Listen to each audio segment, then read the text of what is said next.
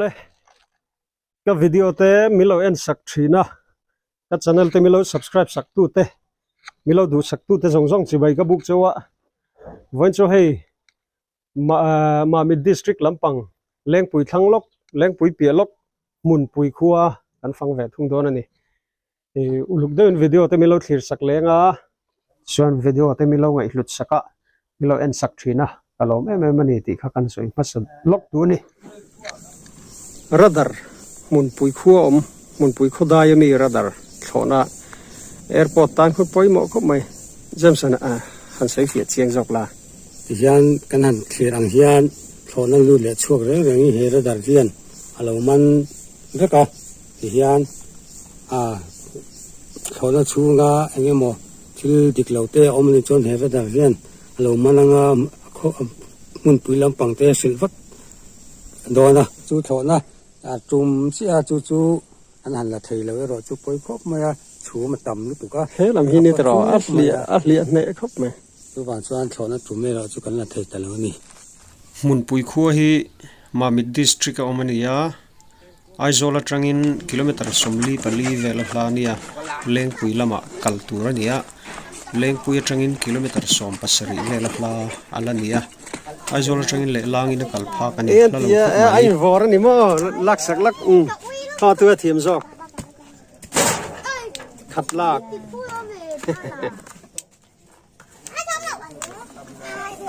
helom po in vor in lung ta vor le tro le eo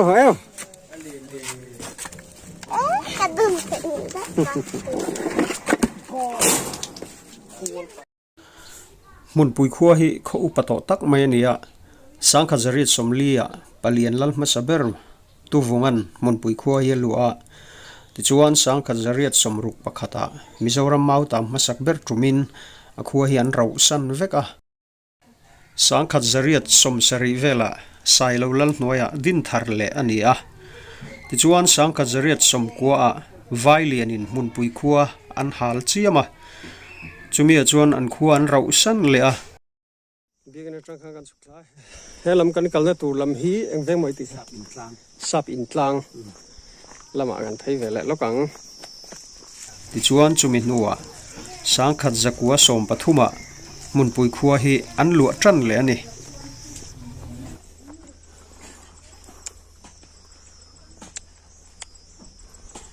helam hi sap in tlang veng mun pui khuwa hian tuna hian in zani som thum panga an oma job ka ta chungkwa zani somli pakwa an om mek ani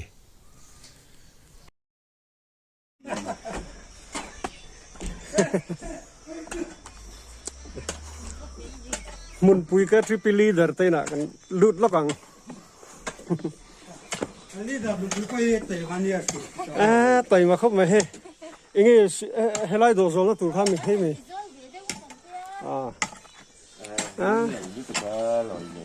munin nei nuam le mai ara dar lama tanga chuk thak zel na khani akon la kha kan thleng phei do na kita ni china chaklang atang kalak kol lai ka solai kapma mi son ta pedru mama pedru ka lo lang chu video in eo ai pet sang về hey mama hi tu em hing o khel thiam mel sia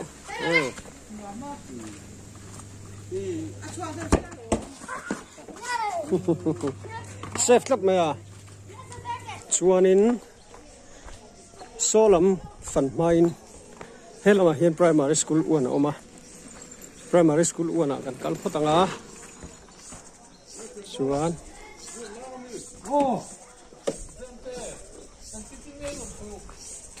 helam he kan la phek lang kho mun hin nuam re kho me khuwa po hin nuam re wani mun pui hi khuwa nuam rut lan chomero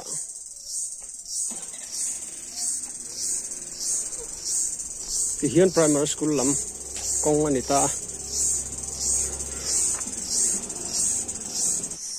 lai hi Munpui Primary School 1 nia hi Munpui Government Primary School 1 ania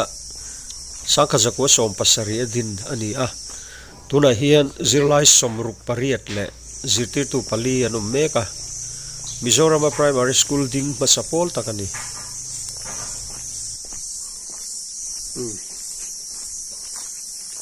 Unhapon nei thathi helai primary school kong lo chuap hina khani ti hian so lam so kan phang phei zel don ani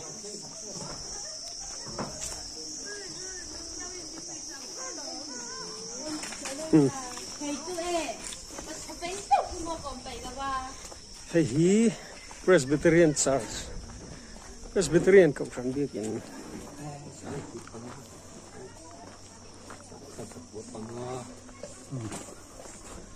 Ketang hen laku hen lalak nga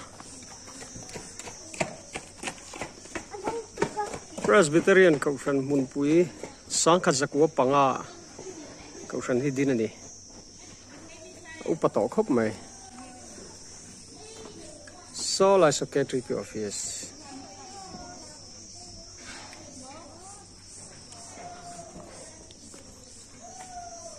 biakin nei thakop mai Munpui Presbyterian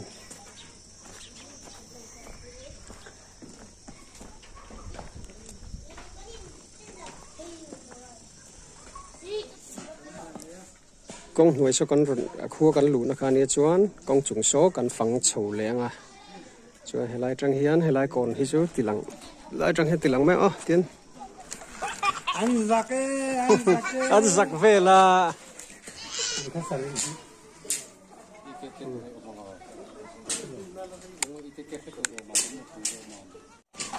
tin tlang lam hi kan phang chho le do na ni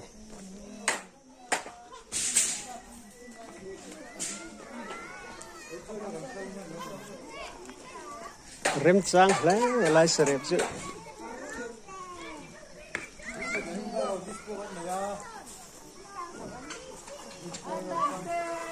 telam kong noi lam kan tlan lu phei na khania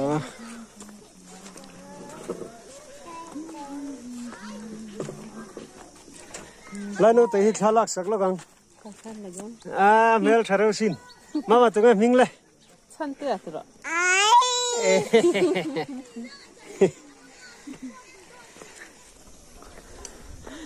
lai peng thua ma lo om ta khoi lai kal ma sak berang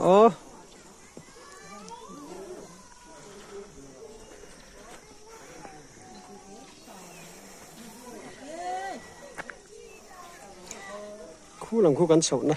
alet zong in la le lok mang aveng pui lai ber ni lai khu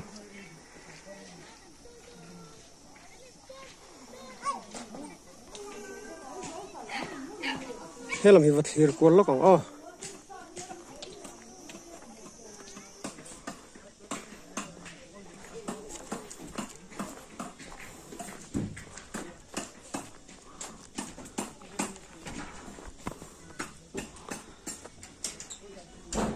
hey Aganwadi building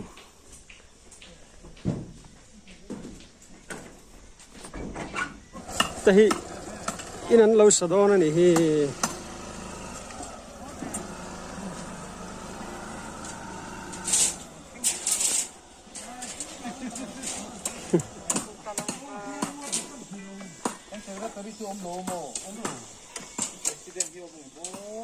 yan Munpui khua hi tian achunga point kong ala le nuai khun main road om boka a fan vel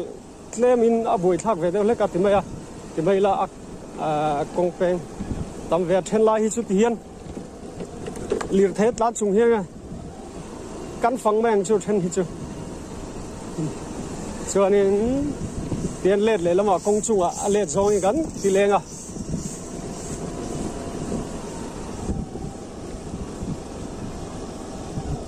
khi lại cần ma chặt lang cái chỗ anh lâu thấy thấu rồi khi ta tranh công bùn pha khi ta tranh à ven mình kha hệ cần cần là thì lâu xoay zel rồi thì khăn ring đều là kín mà setana road mà khai à ven mình chứ Ai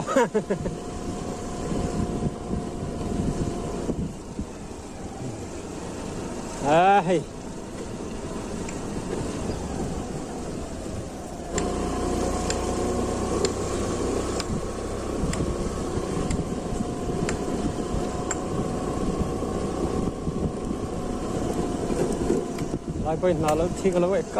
car máy school là khi hàng kalma salo lôi là tro high school là kan nên kia tu kan hangkal pe do na man kal lo ma ham chút tí mò nên kia kan tu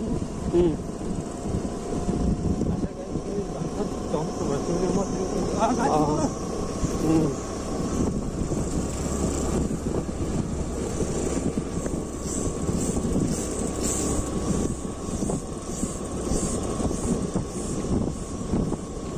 Munpui High School hi sang khazakua somkua pakhata din ania sang ni pariat khan government adok aideta lan kai ni in tuna hen zirlai somthum pakua le zirti tu pakua anom mek ani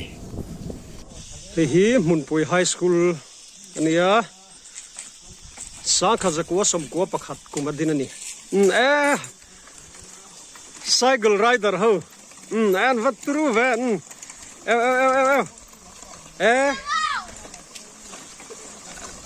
tru lom khupanga tru lom hle mày khai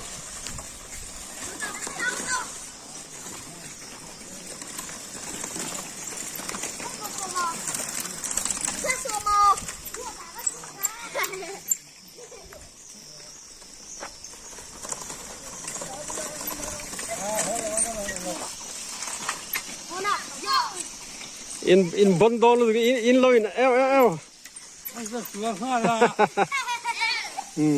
mua nó đâu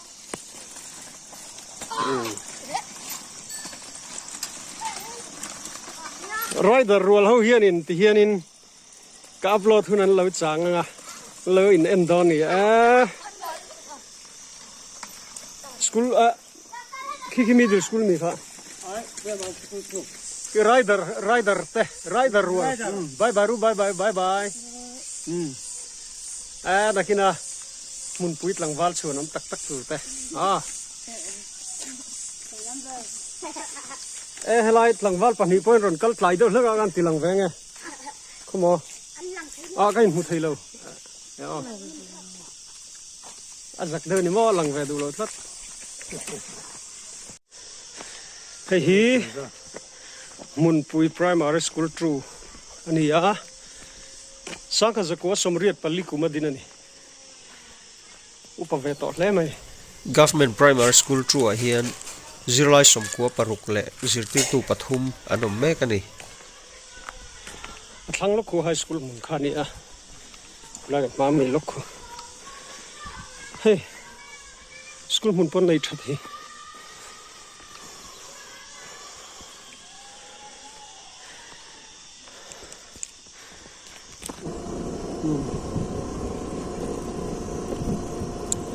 hei hi kan phei na khania hei hi chung hi kan chho leng a let zong in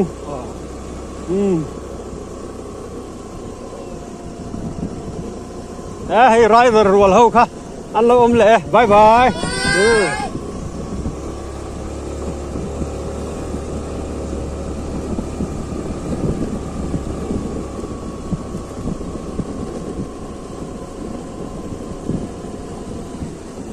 mun ponom hi heng lai chu mun pui khua hi khotai ma takan ni anei zon na ber hi lo nei te huan siam te ni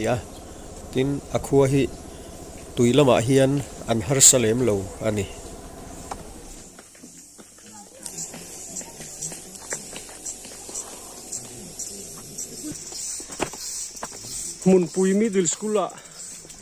Munpui middle school kan en chin ve lok nga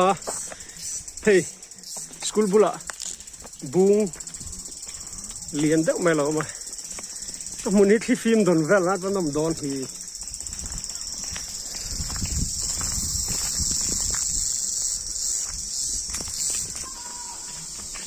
government Munpui middle school ma mi district Sangka Zakwa Somsari Pakhat Dinania School Building and Lokang Middle School hian tuna hian zirlai hi za an oma zirtir tu hi som pakhat an nom mek bokani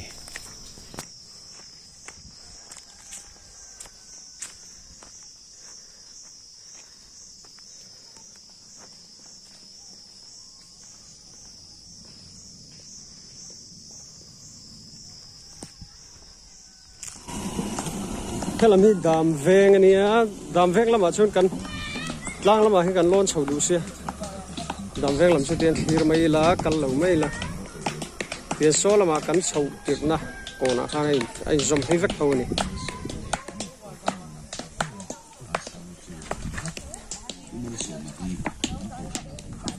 Ai roran lau chuna sama ya. Asami ni lau tuai ni, ini nak kian pusau macam dia. Tlang chip lam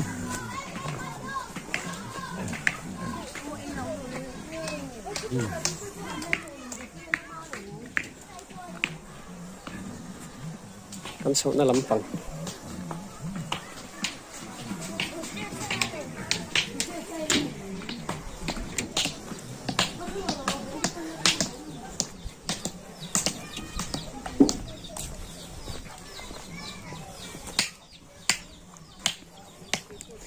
Helam pang veng hi kapi enge veng min I oh hi pui kan unlock come on karun kal hita pasali nei mi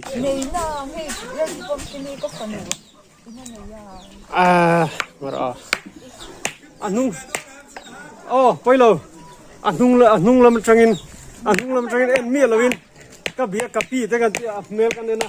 kan phonu khalo nia umuan sang khalino kan khalino so mi phanu nge ain khu sa ta sin ta in chu lo mi dian in sa pen chu tin kha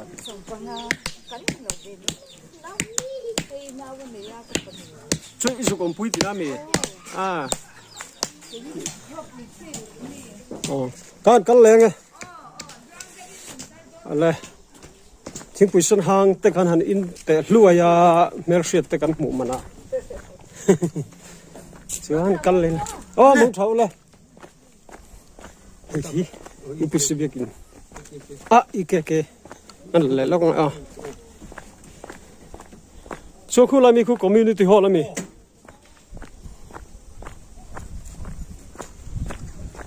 ikeke san Isua Krista kong sat kahit hir kualila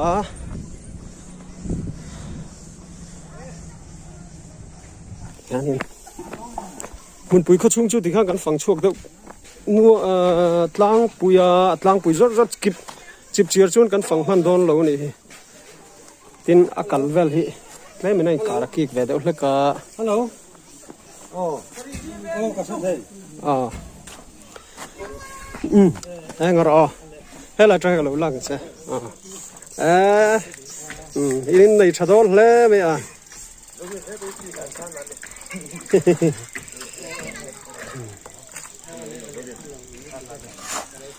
in kho chung hi kan pangkol vele katia community hall khu kan la le lokong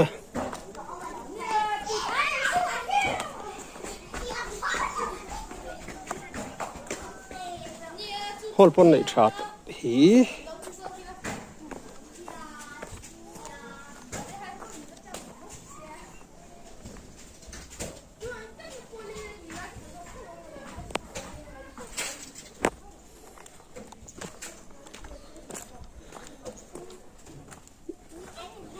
Zoram Upapol Golden Jubilee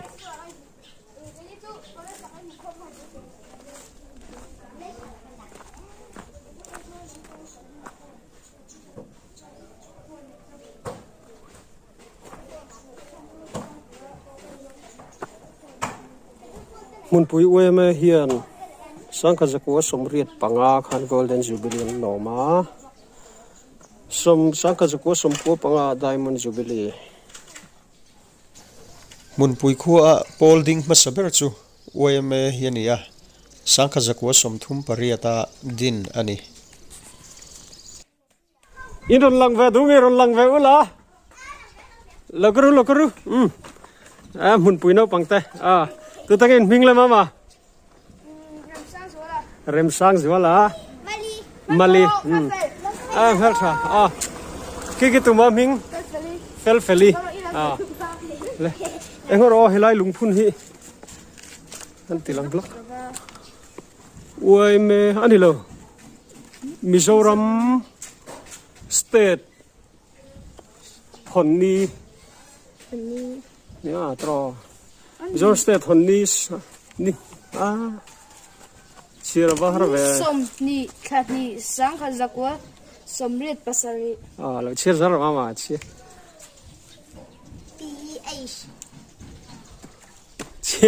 chir har de le to tro in rem ni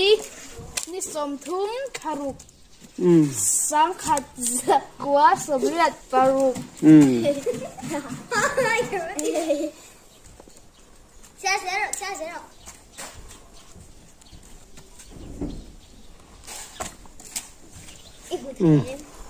？poi chir to lo me la punni ninga nili thanga onili thangas sa kha ko somriat pariat ta me aniam riat in fel lu tu ka kal jalang ni na pai la do lang wi kan la to khi lai mi kha chu bye bye wo an fele mun pui no pang fel hop mai sub center ko mo jam sa sub center zuk en le logila sub center na lama mun poi mo school te biek in te sub center ti te hi tilang zeli lamo khofan mana itu mai ti center lo ka so hela hei thok sen ashing hi thok tu quarter kalau me ka pi kan tilang va sum sum nga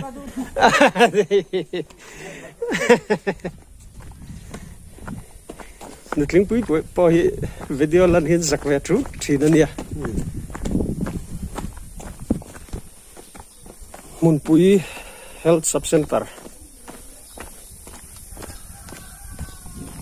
Ayushman Bharat Health and Wellness Center mun pui building bon nai that hi so tu quarter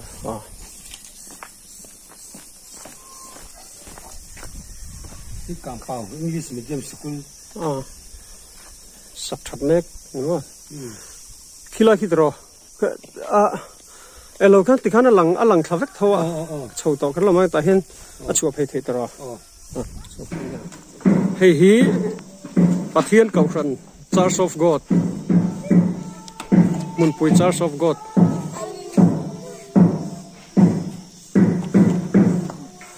hei aganwadi center 4 mun pui ania